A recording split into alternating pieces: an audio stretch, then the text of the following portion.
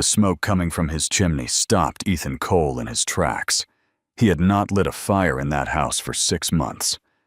The October wind moved slow across the yard, carrying with it the smell of warm bread and thick stew, rich and heavy like a memory he had buried deep and never planned to dig up again. Light spilled from the front window, golden and steady. His house had not glowed like that in 3 years. His hand moved to the rifle on his back before his mind caught up. No one was supposed to be inside. No one had stepped through that door since Clara died. He made sure of that. Ethan was not a man who scared easily. He had crossed Apache land alone with nothing but a horse and stubborn pride. He had dragged calves out of floodwater at 2 in the morning without waiting for help. He had stood in the rain at his wife's grave and held his face like stone while the earth swallowed the only person who ever made this ranch feel like home. But standing in his own yard, staring at smoke from a fire he did not build, something tight and sharp moved through his chest. He stepped onto the porch. The door was unlocked. That stopped him more than anything. Ethan pushed it open slowly. Warmth hit him first. Then the smell. Bread fresh from the oven. Beef stew simmering thick with herbs. Something sizzling in a pan. The house looked different. Clean. The dishes that had been stacked in the dry sink for weeks were washed and put away. The floor had been swept. The blanket he had left crumpled near the fireplace was folded neat on the chair. And standing at his stove was a young woman. She turned before he could speak. The dark brown eyes met his. Not scared. Not exactly. There was something deeper in them, something that had already lived through enough to stop expecting kindness. "My name is Lydia Hart," she said calmly. "And your dinner's almost ready." Ethan stared at her. "You're in my house," he said flatly. "Yes." "You're cooking at my stove." "Yes." He looked around again like the room might explain itself. "You cleaned my house." "It needed it," she answered simply, and turned back to stir the pot. For 5 full seconds, Ethan stood there with his rifle half raised and no clear idea what to do. He had expected silence when he rode home. Darkness. Maybe a bottle of whiskey and the same empty walls that had been waiting for him every night for 3 years. He had not expected this. "How did you get in?" he finally asked. Your back window doesn't latch right," she said. "You should fix that." Anybody could walk in. Anybody did. Something close to a smile touched her mouth, but it did not last long. She set the pot down on the table and placed a bowl and spoon beside it like this was normal, like a house like this was meant to hold 2 people. "Sit," she said. "Eat first. Then I'll explain." "You'll explain now," Ethan replied, "before I decide whether I'm riding to the sheriff." She turned fully then, and he saw what he had missed in the first rush of anger. Her dress was torn near the hem. Mud had dried stiff along the bottom. One boot had been stitched back together with rough twine, and when her sleeve shifted slightly, he saw the fading edge of a bruise along her wrist. Not fresh. 4 or 5 days old. Ethan lowered the rifle, and he did not set it down, but he lowered it. "Explain," he said quietly. Lydia pulled out a chair and sat across from the bowl she had set for him. She folded her hands and met his eyes without apology. "I was traveling with a wagon train from Tucson," she began. 3 days ago we hit a wash that flooded overnight. We lost wagons, lost a man. I didn't have family on that train. I was headed to New Mexico. My mule broke its leg in the flood. I walked to Dry Creek." She paused only once. "The hotel wants 15 cents a night. I don't have 15 cents. Ethan said nothing. "The feed store man told me there's a rancher east of town who lives alone," she continued. He said the place looked like it had been left to fall apart, so I thought maybe I could trade work for shelter. Clean rooms, cook meals, fix what needs fixing. You thought you could just walk into a stranger's home?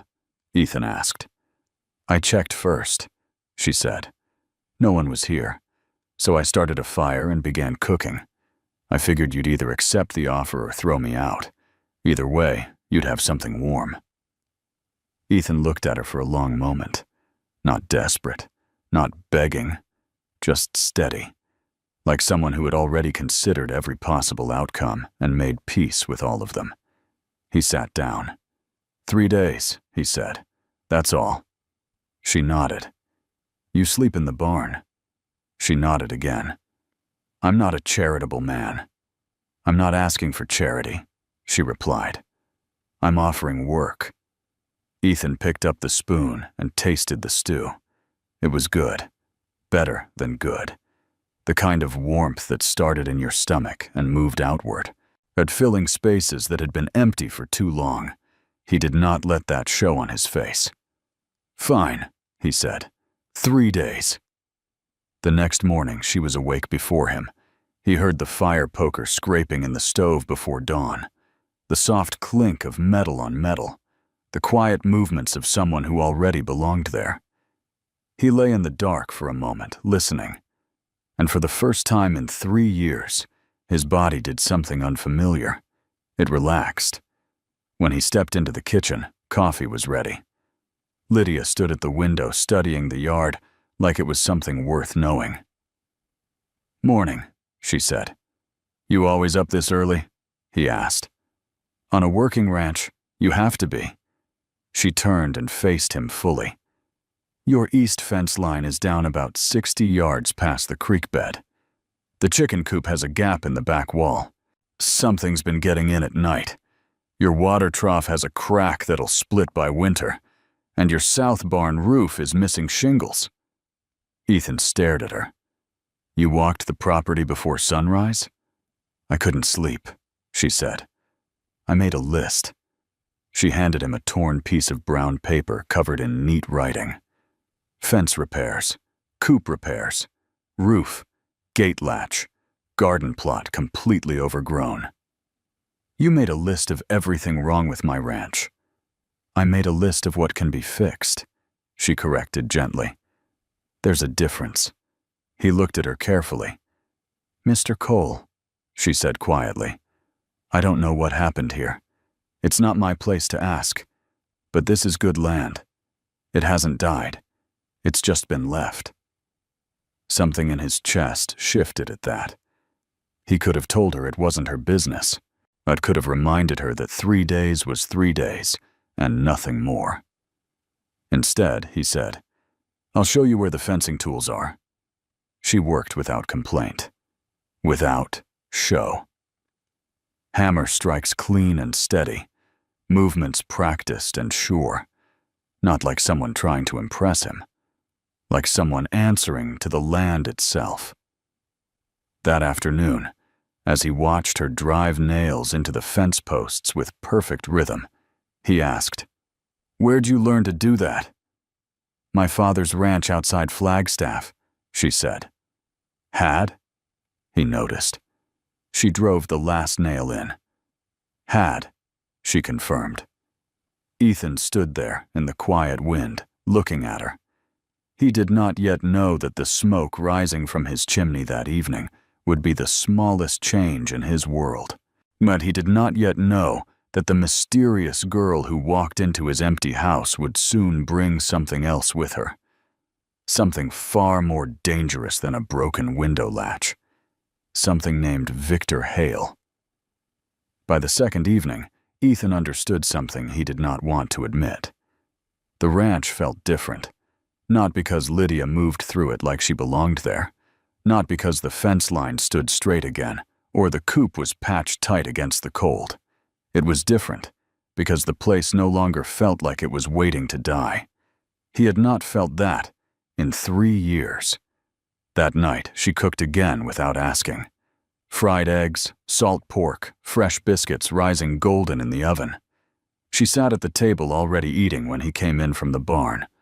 Like this was a house where people shared meals. "You don't have to keep doing this," he said. "I know," she answered calmly. "I like to cook." He studied her across the lamplight. 3 days are almost up." "Yes," she said. The silence between them was not uncomfortable. It was charged, like both of them knew something was building, and neither was ready to name it. "Tell me about your land," she said quietly. He frowned. "Why?" "Because the way a man talks about his land tells you whether he's done with it or not." He looked down at his plate. "There used to be a creek that ran steady along the north border," he said slowly. "Clara planted 4 apple trees there. I haven't walked that way in a long time." "You talk about it like it's still yours," she said. "It is mine." "Then why does it sound like you left it?" That hit harder than it should have. When, before he could answer, hoofbeats thundered up the drive. Fast. Ethan was already on his feet. Tom Briggs rode into the yard with dust flying behind him and fear written clear across his face. "Ethan," Tom called, breath tight. "You hear what happened in town?" "No." "Jed Holloway got served papers. Debt claim on his land title. Says he owes back money from years ago. They gave him 30 days to pay or get out." Ethan felt something cold move through his chest. "That's impossible," he said. "Jed's had that land since before the war." "I know," Tom said, "but the papers look legal." Tom's eyes shifted toward the house, toward Lydia, standing in the doorway. "There's a man in town," Tom continued quietly. "Name's Victor Hale. Came in 2 days ago with 3 men. Been buying drinks, asking questions. Who owns what? Well, who has water access? Who's in debt?" Ethan did not like the sound of that. "Speculator," Tom said. "Railroad money behind him. And Jed's just the first."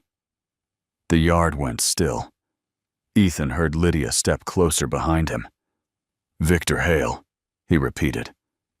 Lydia's breath caught almost too soft to hear. He turned. Her face had changed. The steady calm she carried like armor had cracked just enough for him to see something beneath it. Something old.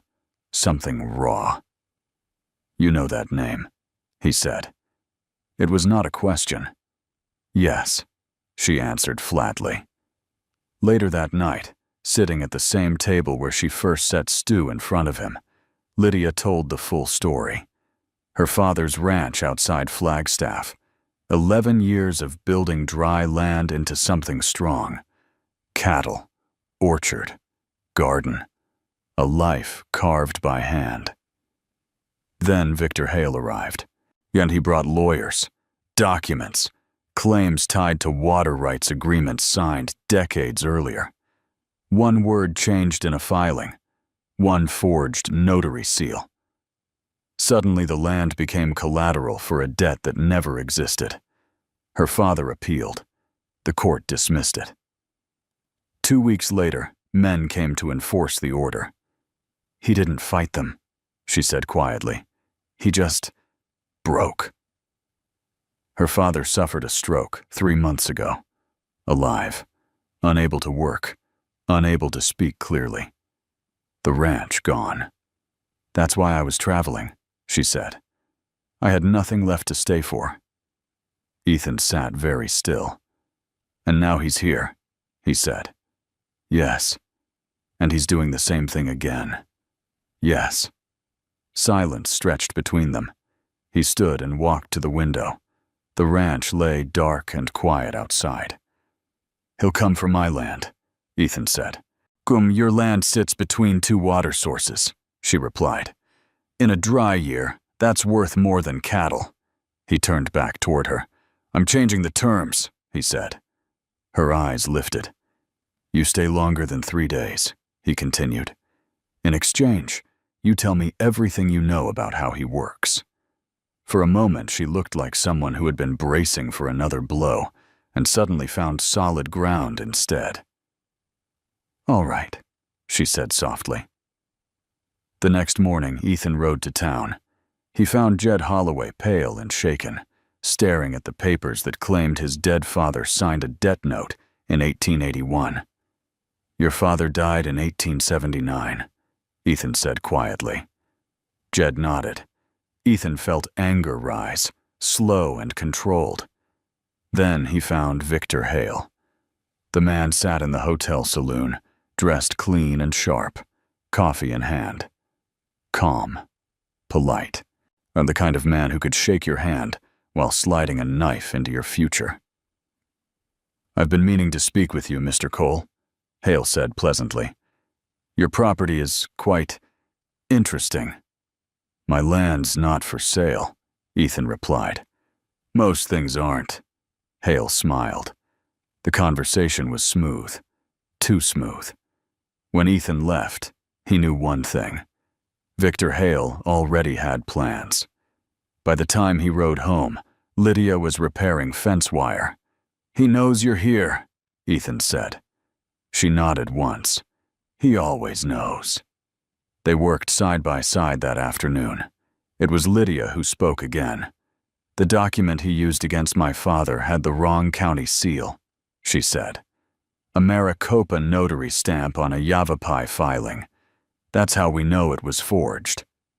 Ethan stopped hammering. "If he's using the same seal here," she continued, "there's a man in Prescott who can prove it. Former federal land examiner, Franklin Aldridge." "Then we move fast," Ethan said. That night, she wrote 3 pages of everything she remembered about the forged documents. Ethan wrote at dawn to send the telegram. By afternoon, a rider followed them on the road when they left town to meet Aldridge in person. Gray coat, patient distance, watching. "He sent someone after us," Lydia said. "Yes." They split at a canyon trail and lost the rider. In Prescott, they obtained a certified copy of the document that destroyed her father's ranch. The seal number was the same. Aldridge confirmed it. Seal number 1147, issued to a notary who died years ago, reported stolen. Used again and again on fraudulent land claims. "He's been running this pattern for years," Aldridge said. "If we present this in court, it collapses everything." Everything. They rode back hard. But Victor Hale moved faster. When they reached Dry Creek, Tom Briggs was waiting again. "He pushed the court hearing to dawn tomorrow," Tom said. 6 in the morning. And worse, he offered Jed money. Says the offer disappears at midnight. Pressure. Divide them. Break them before court. Ethan looked at Lydia. "He's trying to win before Aldridge can speak," she said. "Then we don't give him the chance," Ethan answered. That night, in Ethan's kitchen, Jed Holloway, Minnie Calhoun, Pete Reyes, Frank Dodd, and Tom Briggs stood around the table. Lydia laid out the forged seal evidence with calm precision. Aldridge prepared a motion demanding fraud evidence be heard first. They delivered it to the court clerk before 9. Logged. A stamped. Official. As they walked back through the dark street, voices rose near the hotel. "He filed something. Hale needs to know tonight." Ethan and Lydia stood in shadow. "He's losing control," she whispered. "And men like him don't like that," Ethan said. Dawn would decide everything. The courthouse in Dry Creek had never been that full at sunrise. Cold gray light pushed through the tall windows, cutting across wooden benches packed with ranchers who had not come for curiosity. They had come because something bigger than one man's land was about to be decided. Ethan stood near the front with Lydia beside him. She looked steady, calm. Clara's boots on her feet. Her chin lifted just enough to show she would not bend today. He knew she had not slept. He had not either. But neither of them said it. Jed Holloway stood with his wife holding his arm. Pete Reyes sat quiet, eyes sharp. Minnie Calhoun wore her Sunday dress like armor. Frank Dodd stood straight-backed, watching the door. Victor Hale entered at 6 sharp. Pressed coat, clean gloves, 2 men behind him, a lawyer from Tucson carrying a briefcase. Hale looked composed, patient, like a man walking into a meeting he had already won. That was what made Ethan's jaw tighten. The judge stepped out at 6:15, heavy-set, tired eyes, not expecting a room like this. He picked up Aldridge's motion first. He read it slowly. Hale's lawyer stood to object before the judge even finished. "Sit down," the judge said, without looking up. The room held its breath. Franklin Aldridge rose when called. He did not speak loudly. He did not need to. His voice carried the kind of weight that comes from years of paperwork and patience. He laid out the seal number, 1147, issued to a Maricopa notary who died years ago. Seal reported stolen. Used again in a Maricopa land claim 2 years back. Used again in Dry Creek on 4 separate properties. He placed the certified copy on the table. 4 documents. Same fraudulent seal. No raised voice. No drama. Just facts. The lawyer tried to shake him. "You cannot prove my client personally forged anything." "I can prove the legal instruments used to obtain these properties are fraudulent," Aldridge answered evenly. "That is sufficient." The judge looked at Hale. For the first time, the patience in Hale's face shifted. Not gone, but thinner. "Mr. Hale," the judge said carefully, "do you wish to explain why the same stolen seal appears on 4 of your claims?" Hale stood smoothly. "I acted in good faith on documents provided to me," he replied. "If fraud occurred, I am a victim as well." The judge did not look impressed. "The Maricopa case from 2 years ago carries your name as the acquiring party as well," he said. "I am not inclined to accept coincidence this morning." The room grew very still. "Marshal Webb," the judge continued, "I suggest you remain available. There may be criminal implications." The word criminal landed heavy. Ethan felt Lydia's breath release beside him, slow and controlled. The judge spoke again. "The property claims against Holloway, Reyes, Calhoun, and Dodd are dismissed on the basis of fraudulent documentation." For a second, no one moved. Then Jed Holloway closed his eyes, while Minnie Calhoun gripped the bench in front of her. Pete Reyes let out one quiet breath, like a man who had been holding it for days. Hale remained standing, still calculating, still searching for a way to turn the board back in his favor. Then Lydia stood. The movement drew every eye in the room. "My name is Lydia Hart," she said clearly. "My father lost his ranch in Flagstaff under a claim that carries this same seal. I request this court's findings be formally transmitted to Yavapai County as evidence in a challenge to that ruling." The judge studied her. "Your request is entered into record," he said. "The transmission will be made." Lydia nodded once and sat down. Ethan did not look at her right away. If he did, the expression on his face would say too much in a room still full of witnesses. The courtroom emptied slowly. Handshakes, quiet voices, the sound of boots on wood. Jed found Ethan near the door. "They used my father's name," Jed said roughly. "Now it's cleared." "It is," Ethan answered. Tom Briggs clapped him on the shoulder. "Didn't think I'd see the day someone stopped that man," Tom muttered. Hale left town before noon. No shouting, no dramatic exit. Just a man riding out under the careful watch of the marshal, the patience in his eyes replaced with something colder. He was not destroyed, but he had been stopped. And for men like him, that was new. That evening, the ranch felt different again. Not tense, not waiting, just steady. Lydia stood near the garden where winter squash vines had begun spreading low across the soil. "The territorial process for my father's land will take time," she said quietly. I know, but it's moving." "Yes." She turned toward him. "When I came here, I was out of road." He met her eyes. "You gave me another one." "You gave yourself one," he corrected. She shook her head slightly. "No," she said. "You chose to fight." He looked at the fence line they had rebuilt together. The coop patched tight, the barn roof mended, the soil turned and planted. "I was already fighting," he said slowly. "I just forgot." 6 weeks later, she rode back from Flagstaff. He knew it was her before he saw her clearly.